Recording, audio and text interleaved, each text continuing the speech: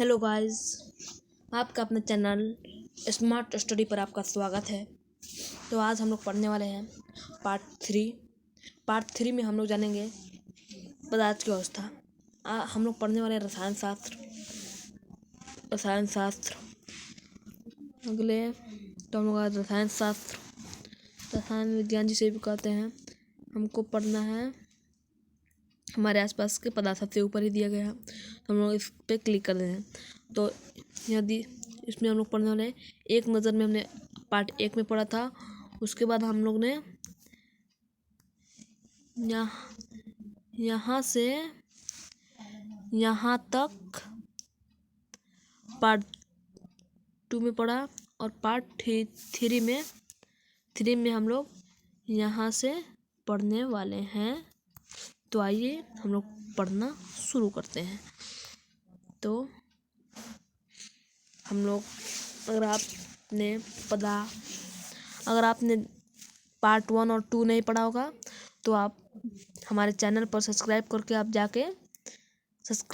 जाके आप लोग ये वीडियो देख सकते हैं। पदार्थ की अवस्था कितनी होती है, ये हम लोग पहले पढ़े थे।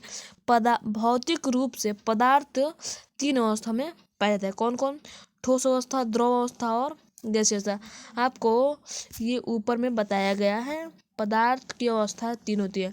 अगर आपने पार्ट 1 नहीं देखा है तो आप देख लीजिए, आपको वहीं समझ में सब आ जाएगा। तो हम लोग पढ़ने वाले हैं। उसके बाद हम लोग पढ़ने वाले हैं, हम शरीर को भी पदार्थ की 3 अवस्था में विभाजित कर सकते हैं। हड्डी और दांत ठोस अवस्था, ब्लड यानी कि रक्त और जल द्रव अवस्था, फेफड़ा में हवा गैसीय अवस्था। ठोस अवस्था एक निश्चित आकार होता है। ठोस अवस्था में स्पष्ट सीमाएं होती है। निश्चित या स्थिर आयतन होता है। इसकी संपीड़न नगण्य होती है। ये दृढ़ होता है, दृढ़ यानी कि मजबूत। ये बहुत मजबूत है।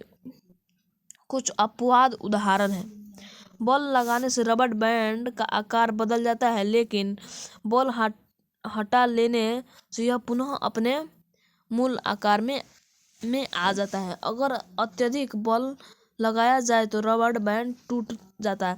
आप एक रबड़ को ले लीजिए, उसको आप लमराइए।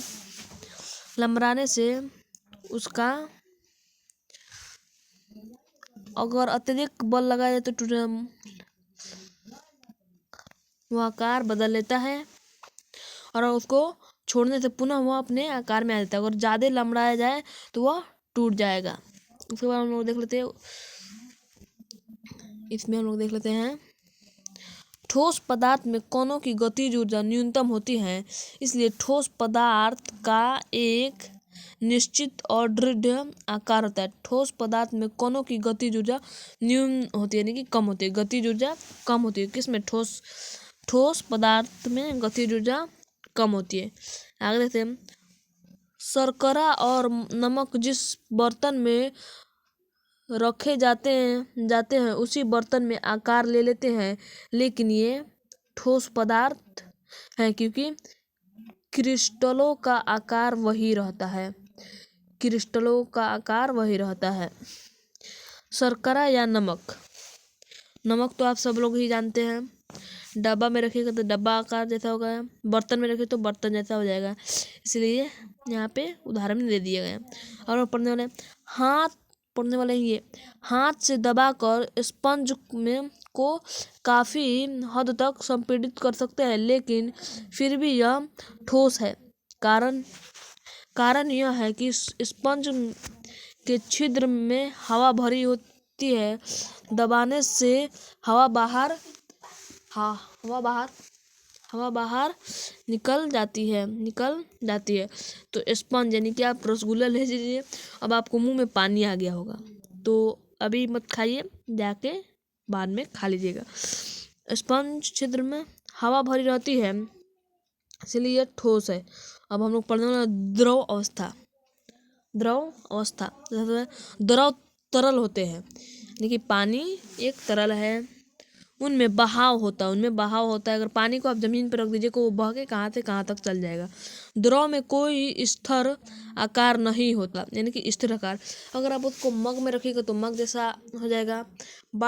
टिन में रखेगा तो बाल्टीन, जग में रखेगा जैसा रखेगा वैसे वो आकार ले लेगा। द्रव में निश्चित आयतन हो जाना है, यानी कि उसका भार उतना ही रहता है।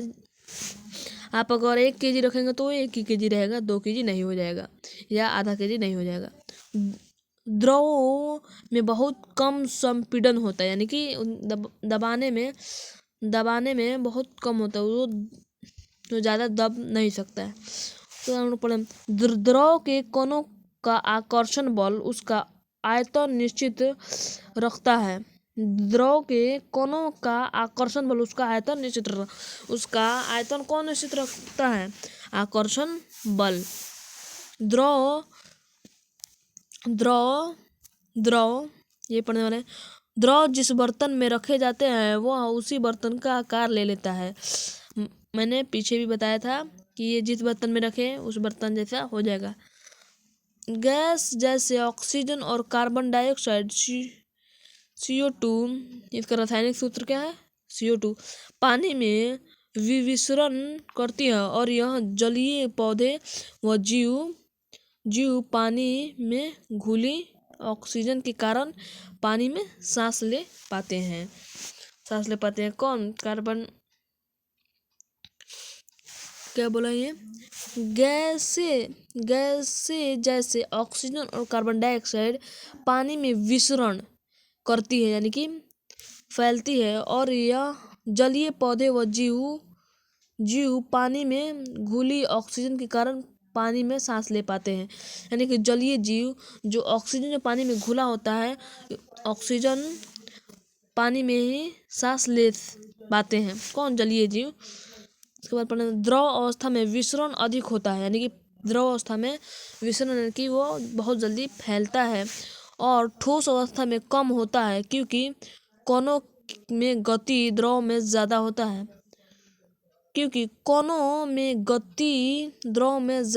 और ठोस में कणों की गति कम होती है। ठोस में गति कम होती है। उसके बाद हम पढ़ेंगे गैसीय अवस्था। तो गैसों में बहाव होता है।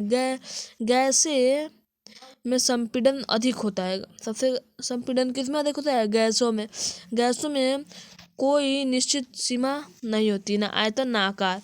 गैसों में कोई निश्चित आकार नहीं होता, गैसों में कोई निश्चित आयतन नहीं होता।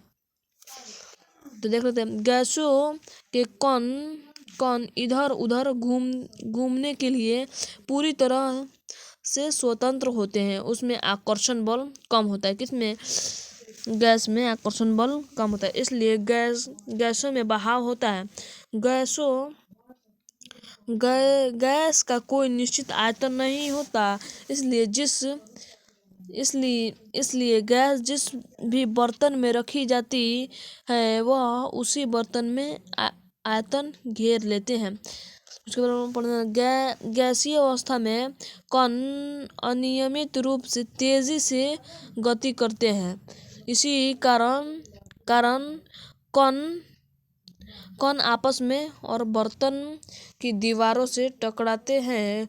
बर्तन की दीवारें पर गैसों कणों द्वारा प्रति इकाई क्षेत्रफल पर लगने वाले बल के कारण गैस का दबाव बनता है। पदार्थ की अवस्था में परिवर्तन। पानी पदार्थ की 3 अवस्था में मिलती है: ठोस, बर्फ, द्रव, पानी, गैसीय, वाष्प। गर्म करने पर बर्फ पानी में परिवर्तन हो जाता है और पानी वाष्प में परिवर्तन हो जाता है। गर्म करने पर बर्फ पानी में परिवर्तन हो जाता है और पानी वाष्प में परिवर्तन हो जाता है। पदार्थ की भौतिक अवस्था में 2 तरीके में परिवर्तन किया जाता है। कितने तरीकों में? 2। आप लोग को ये चीज़ें याद रखने को काम आएगी। कौन कौन? ये इतना ये काम ये याद रखना पड़ेगा आपको, और एक ये है,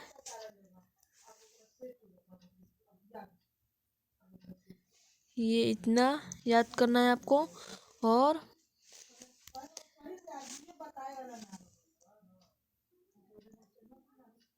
और ये इतना, ये सब आपको याद करना। और ये जो सबसे लास्ट में ये जो दो लाइन दिया हुआ है, ये भी आपको याद करना पड़ेगा। आप लोग याद कर लीजिएगा तो आप ही को फायदा होगा। ये होता ही नहीं है दिमाग। ये इतना लाइन, ये दो लाइन आपको याद कर लेना पड़ेगा। आप लोग याद करके आइएगा, याद करने से आप ही का फायदा है। और ये पार्ट 3 था, ये पार्ट 4 में ये आप सब लोग हम ये सब पढ़ लेंगे। Okay, bye bye, Tata.